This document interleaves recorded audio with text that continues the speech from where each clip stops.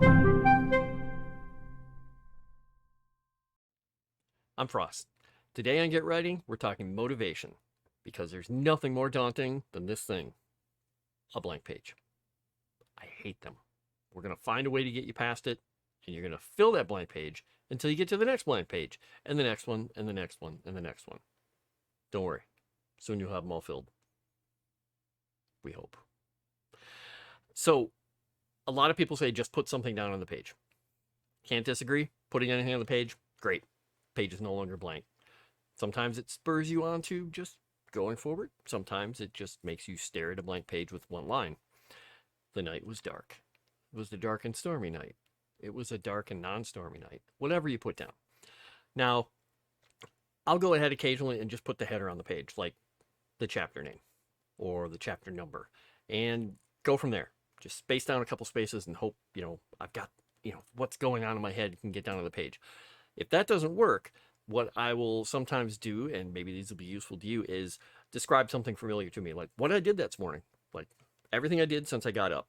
It could be a bullet point list. It could actually be florid description, whatever style you want to go in to get you in the mindset of writing the way you need to be writing. After that, I might describe, say, what's on my desk.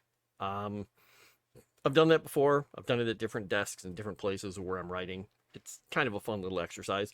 It's just an exercise that I like to do anyway. Describe a character. Possibly one in your books, possibly one you know really well. Like, describe Elmer Fudd. Go for it. If you can't get that to get you going, sometimes what I've done is actually ask somebody, hey, what's something that you find interesting? Like watermelon farming or olive loaf.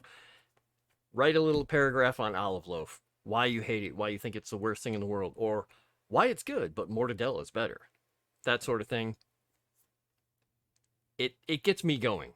It gets me into the mood of writing, and it gets my creative thoughts kind of pumping along the lines that I need to for whatever it is I'm going to be doing.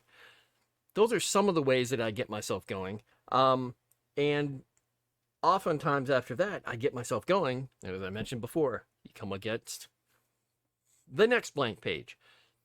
One of the little tricks I have for getting past that, it's psychological, I know. On the new page, I'll just scroll back up to the last paragraph I wrote, space it, move it down on the new page. It's no longer blank.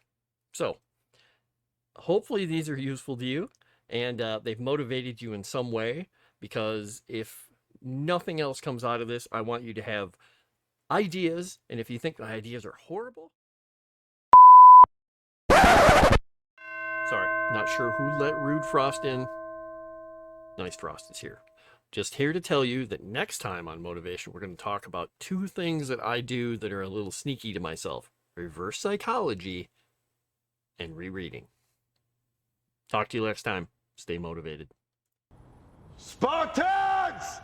What is your profession?